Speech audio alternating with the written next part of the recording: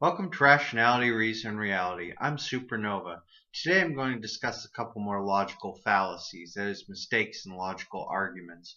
And the first one is special pleading. It's basically setting up a double standard, making an exception just because you have a prejudice against something when it ought to be logically seen as part of the group that it actually belongs to. For instance, let's say that I told somebody that I love video games, and they say, "What? Do you play them on your computer?" And I was to respond, "No, computer games aren't video games. I mean console games." Well, I may personally have something against games on the computer just because the control is different or because it sets up a different mood or atmosphere, but they're still video games. And the person has presented a perfectly good counter example to my claim that I love video games. So, in Christian arguments, we often see, well, anything related to Christianity is a case of special pleading.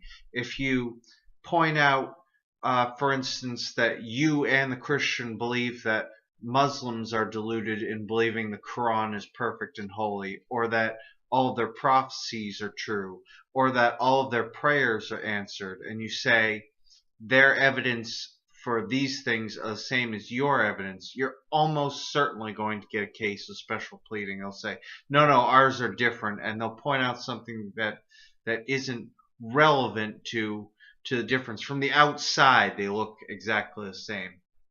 And of course, we also see cases of special pleading where if you're pointing out that God is murderous, for instance, because he commits an awful lot of murders in the Bible, they'll say, no, God's different. He's allowed to do those things. And they'll point out something that just simply doesn't make sense. It's calling God an exception and saying, no, he can do things that you can't because whatever. And it's like, yeah, but it's still murder, whether or not you believe he's justified. So that's special pleading. The second fallacy I'd like to discuss is called moving the goalposts. And of course, this is based on sports terminology, football specifically, where you prevent somebody from scoring by moving the end point to a different place. For instance, often when we debate about creation versus evolution, creationists will give a reason for why they don't believe that evolution makes sense or is true. And nothing wrong with that. But if you shoot down their point or rebut it, and they simply move on to another argument, they're moving the goalposts.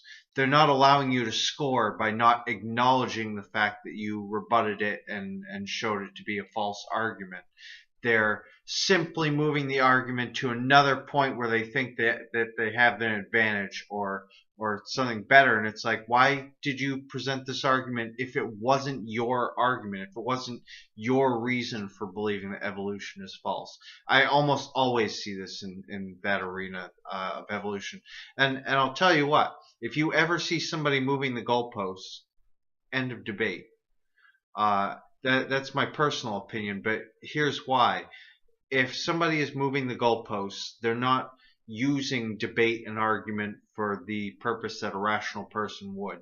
They don't understand what it's for. They're simply trying to make themselves feel better and self-justify their beliefs by trying to stump you, because debate and logical argument is meant to come to a conclusion, to discover what is right by seeing both sides and having evidence presented for both.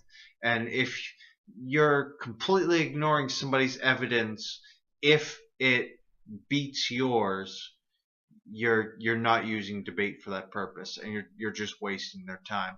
And I believe it is a waste of your time if you argue with somebody who's willing to move the goalposts.